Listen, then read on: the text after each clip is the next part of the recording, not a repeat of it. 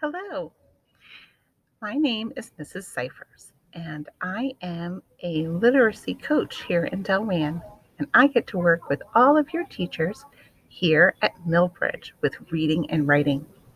And today I'm going to read you a story called When Sophie Thinks She Can't by Molly Bang. Have you ever had a time where you think you can't do something? I have. I'm wondering what Sophie thinks she can't do and if she can figure it out.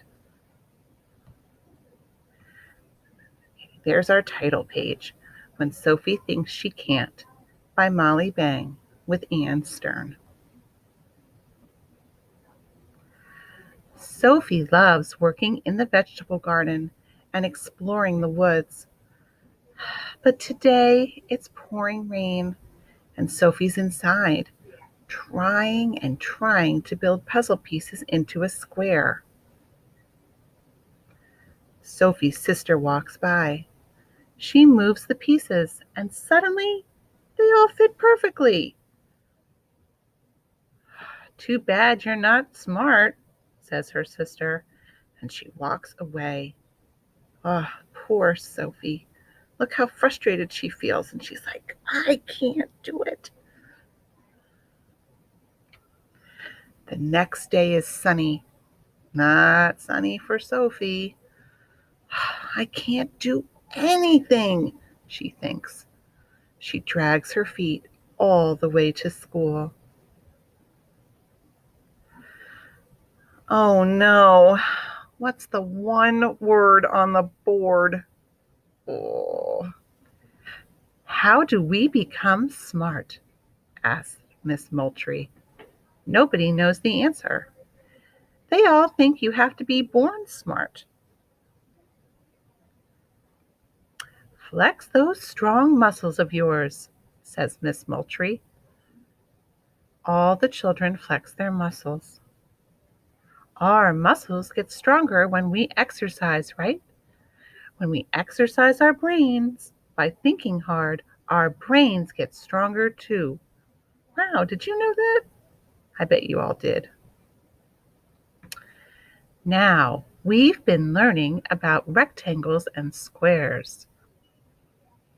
Rectangle, 4 sides, 4 right angles, opposite sides equal length and parallel. That means like this. Square, rectangle with all sides equal.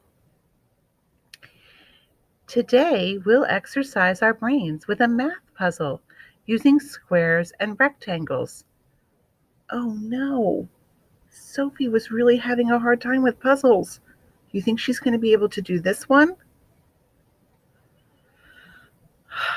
But I can't do puzzles, Sophie thinks.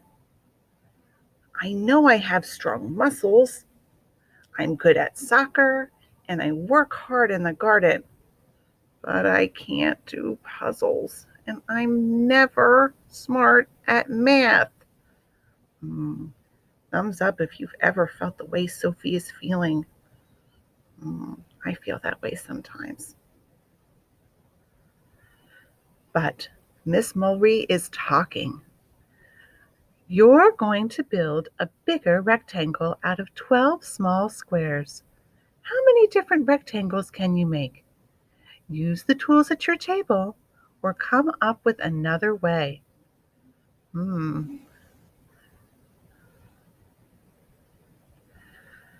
"I can't do it," says Sophie. "Make your brain stronger," whispers Paula. "Just try." Paula gathers up a pile of square tiles.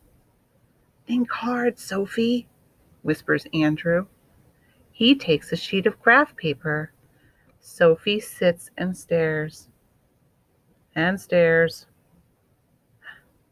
Maybe she can draw them, right? Their teacher said they could use another way. Oh, Sophie does draw squares, but her squares are all different sizes. Paula has too many tiles. Andrew's graph paper has too many little squares. This problem is too hard. Miss Mulry is smiling. She speaks to the class.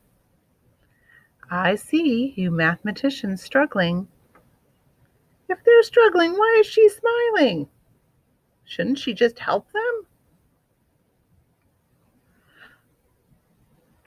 Now's the time to use the most important word. That word is yet. You haven't figured it out yet. Keep working, keep trying, and you will. So she's just telling them to keep going. Paula, Andrew, and Sophie work hard. Paula takes only 12 tiles and builds them into a rectangle. Andrew marks a red X in each square as he counts them. Sophie thinks of her garden. Her garden is a rectangle. The vegetables are in straight lines. Sophie draws a line with 12 different vegetables on it. She draws squares around the 12 vegetables. You can see them down here. There they are. Paula, Andrew, and Sophie count their different rectangles. 4 different kinds. But Sophie is worried. Mine's not a rectangle, she groans. It's too long. It is a rectangle, says Paula. It's a very long one. And they all shout, we did it! Meanwhile, Miss Mulry looks at the rectangles the other students have made. 6 rectangles. You all did it, she says. Right? So Sophie and her group with Paula and Andrew came up with 4, but together the whole class came up with 6. This one is the one that Sophie made. Smarter. So remember at the beginning of the class it said smart. Now it says smarter. You've worked hard and gotten stuck. You've used the most important word, yet. You've tried and tried again, helped each other and solved it. Those brains of yours have certainly gotten stronger.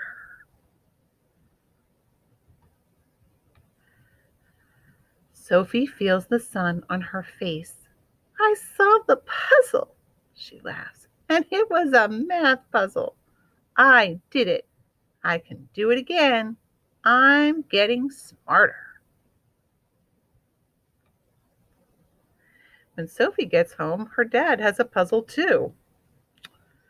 I can't figure out how to fix this cabinet door, he says. Dad, says Sophie, you have to use the most important word. You can't figure it out yet. Can I help? And you know what? They do fix it together. So I think Sophie learned a couple things.